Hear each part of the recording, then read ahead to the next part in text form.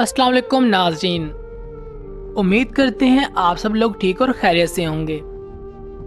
ناظرین گرامی، آج ہم ایک نئی کہانی لے کر پھر سے حاضر ہوئے ہیں۔ ہماری آج کی کہانی امید کریں گے کہ آپ لوگوں کو بہت پسند آئے گی۔ کہانی شروع کرنے سے پہلے آپ لوگوں سے گزارش ہے کہ ہمارے چینل کو سبسکرائب لائک کر لیں اور بیل آئیکن کا بٹن بھی ضرور پریس کر دیں تاکہ ہماری ہر آنے والی نئی ویڈیو کا نوٹیفیکیشن سب سے پہلے آپ تک پہنچ پائے۔ چلیں شروع کرتے ہیں آج کی کہانی۔ آج پہلی رات تھی، بستر پہ پھول سجائے گئے تھے۔ نبیلہ اور کامران کی شادی ہوئی تھی۔ شادی بہت دھوم دھام سے کی گئی۔ نبیلہ بیڈ پہ بیٹھی تھی، کیمرہ مین تصویریں بنا رہا تھا۔ وہ کبھی دائیں سر کر رہی تھی تو کبھی بائیں طرف۔ سب لوگ نئے تھے، ہر چہرہ اجنبی تھا۔ کامران پاس بیٹھا تھا، سب محلے والے دلہن دیکھنے آئے ہوئے تھے۔ نبیلہ نظریں جھکائے بیٹھی ہوئی تھی۔ رات کے 12 بج چکے تھے۔ وہ بہت تھک چکی تھی، بھوک سے برا حال تھا۔ سب چلے گئے، دروازہ بند ہوا۔ کامران نبیلہ کے پاس آ کر بیٹھ گیا۔ آپ ایسا کریں، چینج کر لیں، تھک گئی ہوں گی آپ۔ نبیلہ نے ڈریس چینج کیا۔ بھوک سے اس کی حالت غیر ہو رہی تھی، لیکن کیا کر سکتے تھے؟ کامران کو تو اس کی تھکن سے بھلا کوئی واسطہ تھا؟ وہ محبت بھری باتیں کرنا کہاں چاہتا تھا؟ نبیلہ کو اپنی مردانگی کا روب ڈالتے ہوئے بولتا ہے کہ دیکھو، مجھے تماشے اچھے نہیں لگتے، میری باتیں کان کھول کر سن لو۔ میں بار بار یہ باتیں نہیں بولوں گا۔ گھر کے سارے کام تمہارے ذمہ ہوں گے، کھانا بنانے سے لے کر جھاڑو صفائی۔ سن رہی ہو نا نبیلہ؟ نبیلہ نے ہاں میں سر ہلایا۔ نبیلہ سوچ رہی تھی کوئی گفٹ دے گا، کوئی محبت بھری باتیں کرے گا، لیکن اس کو نبیلہ سے کام کروانے کی فکر تھی۔ شادی کے دن گزرتے گئے، ہاتھ میں جھاڑو، مقدر میں کچن لکھ دیا گیا۔ نبیلہ کی جیٹھانی ان کے رشتہ داروں میں سے تھی، لیکن نبیلہ غیروں سے بیاہ کر لائی گئی تھی۔ نبیلہ کھانا بناتی، صاف صفائی کرتی، کپڑے برتن سب کام کرتی۔ جب تھک کر ٹوٹ جاتی تو رات کو شوہر کے نخرے بھی اٹھاتی۔ کامران بہت روکھے لہجے میں بات کرتا تھا نبیلہ سے۔ رات ڈنر کرنے کے بعد سب لوگ اپنے اپنے کمروں میں چلے گئے۔ نبیلہ اور کامران بھی اپنے کمرے میں آ گئے۔ نبیلہ کامران کے پاس آ کر بیڈ پر بیٹھ گئی اور کامران سے بولتی ہے کہ کامران، شادی کو 3 مہینے گزر گئے ہیں، لیکن آپ مجھے کہیں بھی گھمانے نہیں لے کر گئے اور نہ ہی کہیں باہر لے کر جاتے ہیں۔ کامران حیرت سے نبیلہ کو دیکھتے ہوئے بولا، گھمانے مطلب کہاں جانا ہے میڈم کو؟ اس نے اتنے روکھے لہجے میں پوچھا کہ نبیلہ سہم سی گئی۔ کامران، آپ اتنے غصے میں کیوں بات کرتے ہیں مجھ سے؟ کامران ٹی وی دیکھتے ہوئے بولا، نبیلہ جاؤ میرے کپڑے استری کرو، دماغ خراب نہ کرو یار میرا، سارا دن کا تھکا ہوا ہوتا ہوں اور شام کو یہ تمہارے نخرے، جاؤ یار کام کرو اپنا۔ نبیلہ پیروں کی طرف بیٹھ گئی۔ اچھا چلیں آپ لیٹ جائیں، میں آپ کو دبا دیتی ہوں۔ کامران لیٹ گیا۔ نبیلہ کامران کا پاؤں دبانے لگی۔ کامران کو جیسے نیند سے آنے لگی اور کامران سو گیا۔ وہ کامران کے پیروں کو اپنی گود میں رکھ کر یہ سوچ رہی تھی کہ کامران، میں نے شادی سے پہلے بہت دکھ دیکھے ہیں، مجھے محبت چاہیے، آپ کا ساتھ چاہیے۔ آپ کیوں میری آنکھوں سے میرا درد نہیں سمجھ پاتے؟ اصل میں نبیلہ کی ماں نہیں تھی، ستیلی ماں کے ساتھ جوان ہوئی اور ستیلی مائیں کیا سلوک کرتی ہیں مجھے یہ سب بتانے کی شاید ضرورت نہیں پڑے۔ نبیلہ نے بہت درد سہا تھا۔ ستیلی ماں کے ہاتھوں نبیلہ نے بہت مار کھائی، یہاں تک کہ بہت ظلم بھی سہا۔ یہاں ایک ظلم یہ بھی تو کیا گیا تھا کہ نبیلہ صرف 20 سال کی تھی جبکہ کامران 36 سال کا، جیسے نبیلہ سے جان چھڑائی ہو ان لوگوں نے۔ وہ قدموں کے ساتھ لپٹی ہوئی اپنے ہمسفر سے احساس کی بھیک سی مانگ رہی تھی۔ صبح وہ فجر کی نماز سے پہلے جاگ جاتی، ناشتہ بنانا سب کے لیے اس کی ذمہ داری تھی۔ وہ اپنا درد کسی پہ عیاں نہ ہونے دیتی تھی، وہ بس اپنے گھر میں آباد ہونا چاہتی تھی۔ کامران کا ساتھ اسے چاہیے تھا بس۔ اکثر کبھی تھکن کی وجہ سے برتن نہ دھو سکتی یا جھاڑو ٹائم پر نہ لگا پاتی تو ساس سے اسے لاکھوں باتیں سننی پڑتی۔ وہ اپنے لبوں کو سی کر ہر تانا برداشت کر جاتی۔ کامران میری بات سنیں۔ جی میڈم بولیں، اب کون سا حکم نازل کرنے والی ہیں مجھ پہ؟ کامران، کبھی تم مجھ سے پیار سے بات کر لیا کریں، میں بھی تو آخر آپ کی بیوی ہوں، کیا میرا کوئی حق نہیں ہے آپ پہ؟ ہاں زیادہ بکو نہیں، جو بات کرنی ہے وہ کرو۔ کامران، مجھے ہر مہینے 5,000 دے دیا کریں نا۔ کامران نے زہر آلودہ نگاہوں سے نبیلہ کی طرف دیکھا۔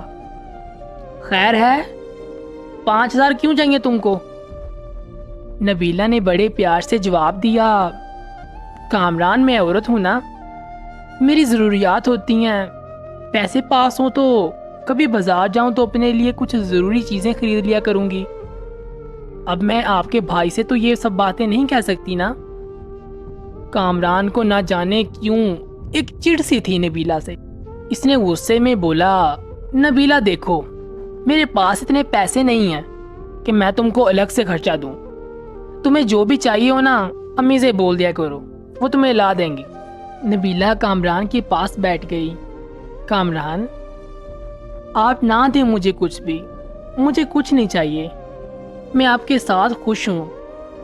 کامران، بس آپ مجھ سے پیار سے بات کر لیا کریں، مجھے پیار سے آواز دے دیا کریں، میرا نام پیار سے پکارا کریں، قسم خدا کی میں سب کچھ بھول جایا کروں گی، دن بھر کی تھکن، وہ پرانے درد، سب کچھ، بس آپ مجھے محبت سے پکارا کریں۔ کامران نے وقتی طور پر کہا کہ یار میں پیار سے ہی رہتا ہوں تمہارے ساتھ، پتہ نہیں کبھی کبھی شاید مجھے غصہ کچھ زیادہ ہی آ جاتا ہے۔ نبیلہ ناز اٹھانے والے لہجے میں بولی، نہیں نا کامران، آپ مجھ سے پیار سے بات نہیں کرتے نا، بس غصے سے ہی بات کرتے ہیں اور غصے سے ہی دیکھتے ہیں۔ کامران، یہ دیکھیں، میری برتھ ڈے تھی، میں نے آپ کا نام اپنے ہاتھ پہ مہندی سے لکھا ہے۔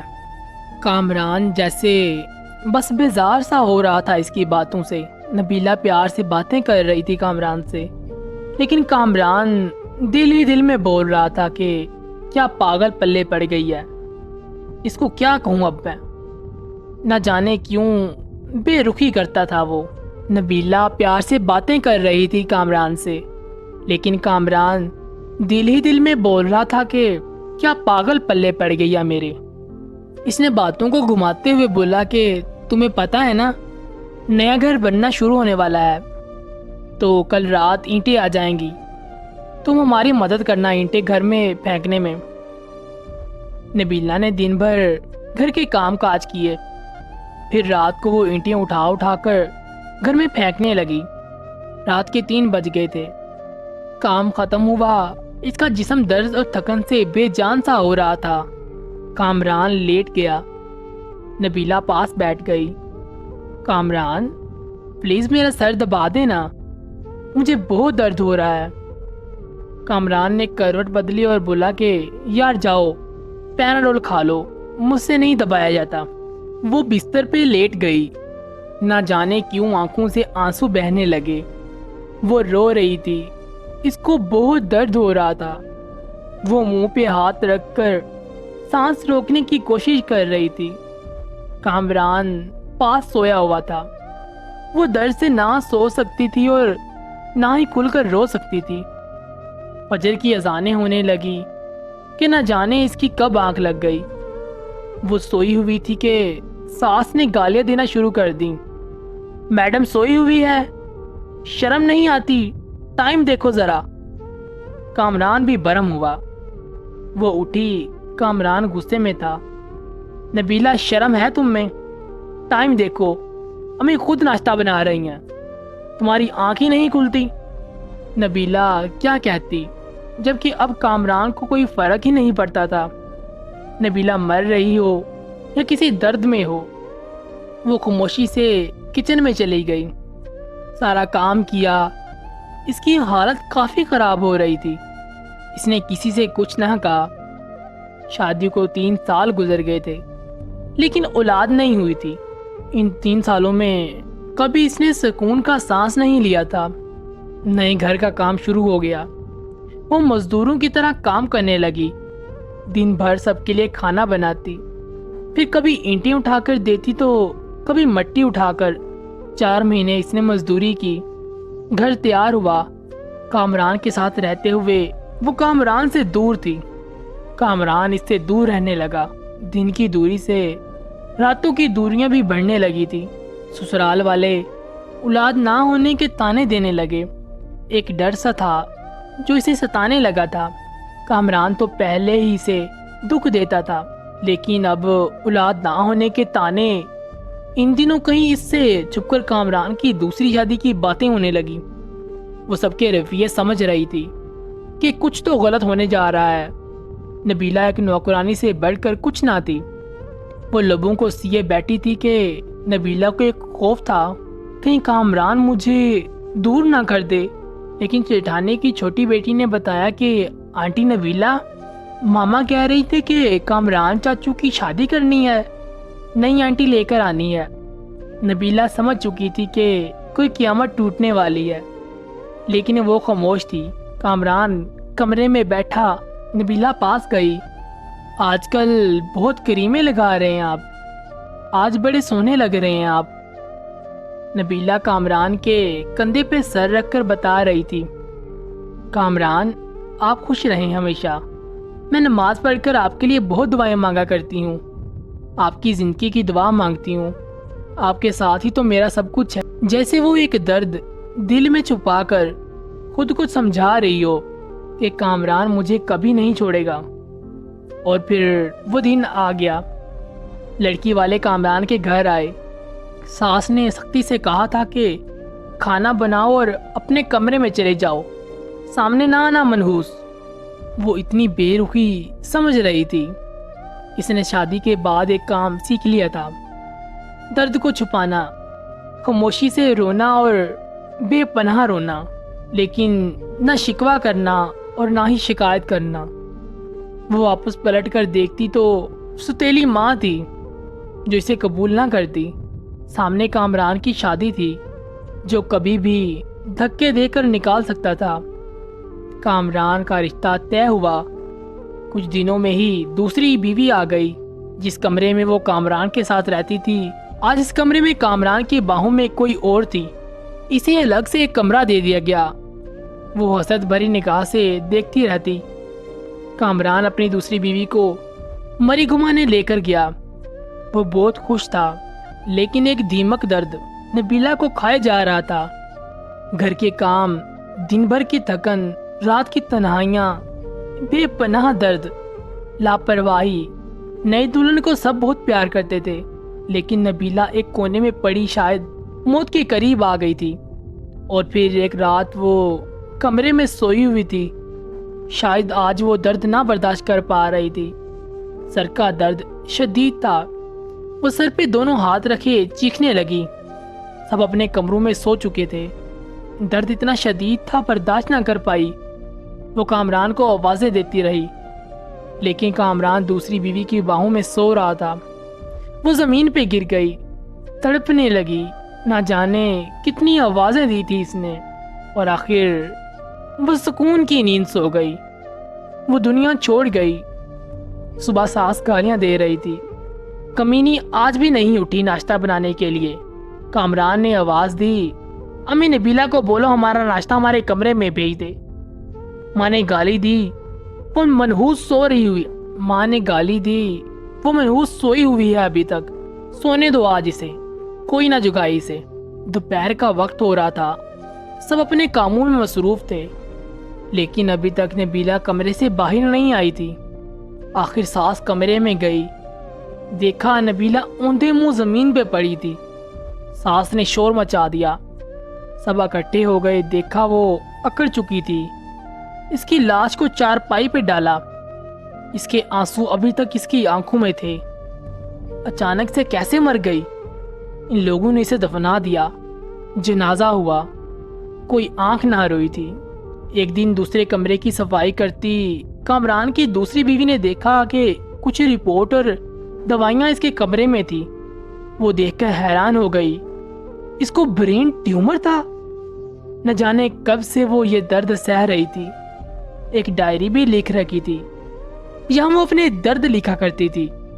اس کی ڈائری کے کچھ جملے، کامران مجھ سے روٹھا روٹھا رہتا ہے، میری طرف دیکھتا بھی نہیں ہے، آج میں نے سارا دن مزدوری کی، کامران نے مجھے ٹھنڈا پانی پلایا، میں بہت خوش ہو گئی تھی۔ کامران کہتا ہے میں بہت اچھی ہوں، لیکن پھر بھی پتہ نہیں کیوں مجھ سے دور دور رہتا ہے۔ آج میں اس کے لیے تیار ہوئی تھی، خود کو سنوارا تھا، لیکن پاگل نے ایک بار بھی میری طرف نہیں دیکھا۔ پھر میں ناراض بھی نہیں ہو سکتی تھی، میں کچھ کہتی ہوں تو وہ مجھے ڈانٹ دیتا ہے۔ کامران اپنی دلہن سے بہت پیار کرتا ہے، اسے برگر بھی لا کر دیتا ہے۔ جب میں نے کہا کہ مجھے بھی لا دو تو کہتا ہے کہ تم برتن دھو جا کر، میرا دماغ خراب نہ کرو۔ بھلا میں نے برگر ہی تو مانگا تھا۔ آج صبح سے میری سانسیں رک رہی ہیں، ایسا لگ رہا ہے میرا آخری وقت قریب آ گیا ہے۔ کاش کامران کی باہوں میں مر سکتی، کاش کامران میرا درد سمجھتا، مجھے سینے سے لگاتا، میں سکون سے مر جاتی۔ کامران، آپ کبھی میری یہ ڈائری پڑھیں تو خود کو میری موت کا ذمہ دار نہ ٹھہرانا، بہت پیار کرتی ہوں آپ سے، بس نصیب سے ہار گئی ہوں، شاید کہ میری قسمت میں خوشیاں نہیں لکھی تھی۔ اور ہاں پاگل، ایک برگر ہی تو مانگا تھا، کنجوس تم لا دیتے تو کیا ہو جاتا، میں بھی تو تمہاری بیوی ہی تھی نا۔ چلو اچھا چھوڑو یہ سب، اپنی دوسری بیوی کا خیال رکھنا، میں تو نہیں رہوں گی، لیکن جب تمہارے ہاں اولاد ہوئی نا تو میری قبر پر ضرور آنا۔ تمہاری نبیلہ۔ اب مجھے بہت درد ہو رہا ہے، لکھا بھی نہیں جا رہا۔ کامران، دل چاہ رہا ہے آپ کے پاس آ جاؤں، لیکن کے بعد سب کچھ ادھورا رہ گیا۔ نبیلہ خاموشی سے مر گئی۔ کامران ڈائری پڑھ کر بہت رویا، لیکن اب رونے کا کیا فائدہ تھا، وہ بیچاری نہ جانے کتنا روئی ہوگی۔ اس کی قبر پہ قدموں کی طرف بیٹھ کر معافی مانگنے لگا، لیکن اب معافی مانگتا یا کچھ بھی کرتا وہ کہاں لوٹ کر آنے والی تھی۔ ارے بے قدرو، اپنے ہمسفر کو محبت بھری نگاہ سے ہی دیکھ لیا کرو، خدا کی قسم وہ ہر درد ہر دکھ بھول جائیں گی۔ تو ہم امید کرتے ہیں کہ ہماری آج کی یہ سٹوری آپ لوگوں کو پسند آئی ہوگی۔ اگر آپ لوگ اس طرح کی مزید کہانیاں دیکھنا اور سننا چاہتے ہیں تو آپ لوگوں سے گزارش ہے کہ ہمارے چینل کو سبسکرائب کر لیں اور بیل آئیکن کا بٹن ضرور پریس کریں تاکہ ہماری ہر آنے والی نئی ویڈیو کا نوٹیفیکیشن سب سے پہلے آپ تک پہنچ پائے۔ تو اسی کے ساتھ ہمیں دے اجازت، انشاءاللہ ایک نئی ویڈیو کے ساتھ پھر ملاقات ہوگی۔ تب تک اللہ حافظ، اللہ نگہبان۔